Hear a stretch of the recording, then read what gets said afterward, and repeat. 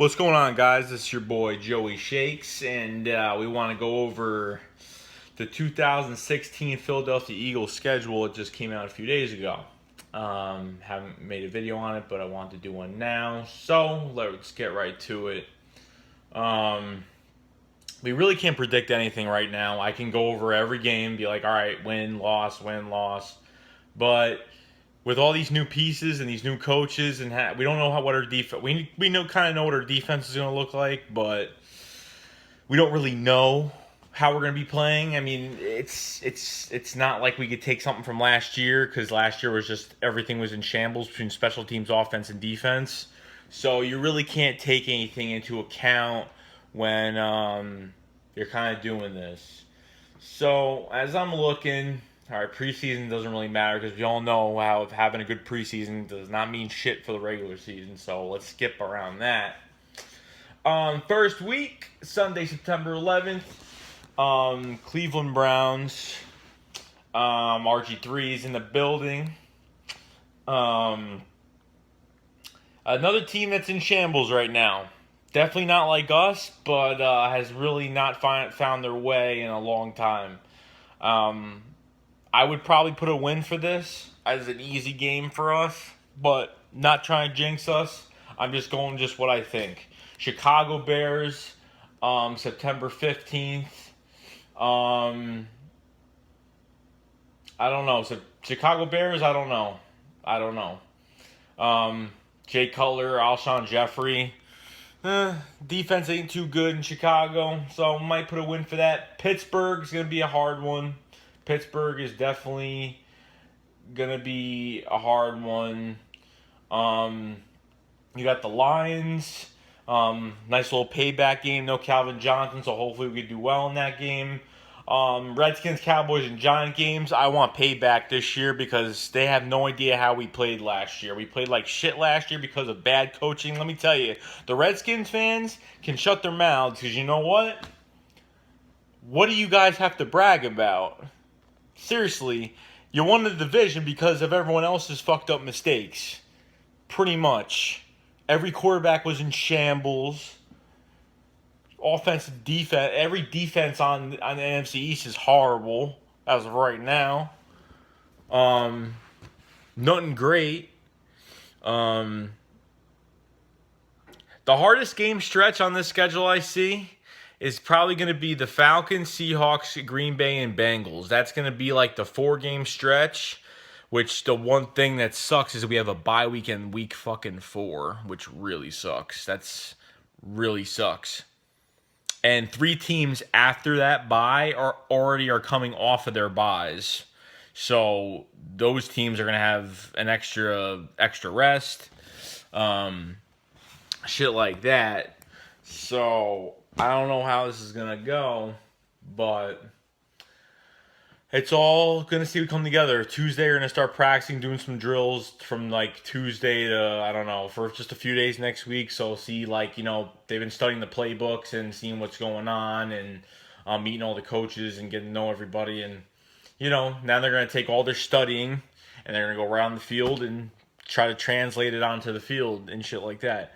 So, you can't really say win, loss, like I just said, a few games. Some games where we should win, you know. I think after the Tampa Bay game last year, I kind of gave up on this team, and I don't like giving up on this team. And it doesn't mean I don't watch. I still watch. I still root. And I still bleed green no matter what. But don't lose against the worst teams on your schedule, and don't lose against the Cowboys, the Redskins, or the damn Giants. I mean, the Giants I don't worry about too much. I don't worry about Dallas too much because Dallas just talks shit all the time and we kind of defend ourselves in a lot of ways, but, you know, they're in shambles too, quarterback-wise, because, you know, that great offensive line did so much last year. You know, 4-12 doesn't sound like a good fucking record to me. I picked 7-9 over fucking 4-12, but that's about it. There's nothing crazy. The schedule's not bad. I think we could take care. If we can take care, this Jim Schwartz defense is gonna be put to the test. It's gonna be put to the test this year. It's going to be put to the fucking test. And this 4-3 defense with all these new guys on here now, we got to find out who else is playing the other corner spot. You're going to have, Leotis McKelvin, the 8-year Buffalo Bill vet. I think he was a fucking damn good steal for us. And then whoever else, it depends what we do in the draft. Are we going to get Vern Hargreaves? I don't know. The Titans have the first pick now, so Laramie Tunsil, left tackle, I don't know. You got to think about it. Laramie Tunsil coming to the fucking Eagles. What do you really need? It's not just take the best player. You got to take a player that you fucking need. I think the running back situation, Ezekiel Elliott, I want Elliott, but if this offensive line doesn't play to its 100% full potential next year with Stefan Wisniewski and Brandon Brooks at the guard spots, and if Jason Peters could fucking stay healthy and Dwayne Johnson doesn't get hurt, we'll be all right with getting a running back. But the running backs are devalued, but I don't think taking a running back in the first round is the best thing to do for a team. I just want to get the running back because now we're trying to shop Ryan Matthews now. So I don't know.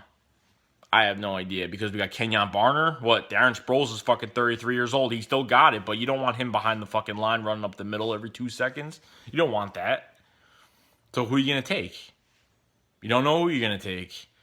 You got to figure this out because there's going to be a lot of things going on with this defense. This offense, not really worried too much. I mean, we got some pieces. I think the receiving core got a little bit better, but we're going to see if Chris Givens, he's a speedster. They think we should go wide receiver first round, but we went wide receiver first round last year. I say offensive line or corner.